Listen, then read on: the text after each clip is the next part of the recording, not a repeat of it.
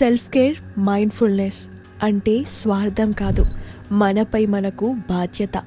సమయానికి ఆరోగ్యకరమైన ఆహారం తీసుకోవడం, రోజుకు 8 గంటలు నిద్ర కోసం కేటాయించడం, తనకు నచ్చినట్లుగా ప్రశాంతంగా రోజుకొక అరగంటైనా గడపగలగడం, మనసుకు నచ్చని వాటికి మొహమాటం లేకుండా నో చెప్పడం, అప్పుడప్పుడు సెల్ ఫోన్, సోషల్ మీడియా నుంచి విరామం తీసుకోవడం. సెల్ఫ్ కేర్ అంటే స్వార్థం కాదు. సెల్ఫ్ కేర్ అంటే రెగ్యులర్గా పార్లర్కు, స్పాలకు వెళ్ళడమో, సెల్ఫీలు దిగడమో కాదు.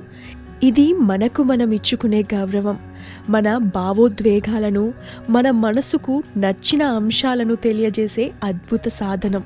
సెల్ఫ్ కేర్లో ఇది తప్పనిసరి.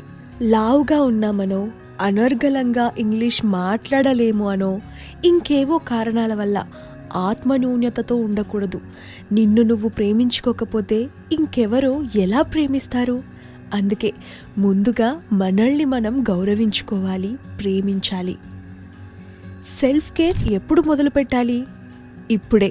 సెల్ఫ్ కేర్ ఎప్పుడో కాదు, ఇప్పుడే మొదలు పెట్టండి. మీకోసం ప్రతిరోజు కనీసం 20 నిమిషాలు కేటాయించండి. అది చదవడం కావచ్చు, మౌనంగా కూర్చోవడం కావచ్చు, చివరకు ఒక గ్రీన్ టీ తాగడమైనా సరే. అది మీ ఇష్టానికి మీరిచ్చే గౌరవం.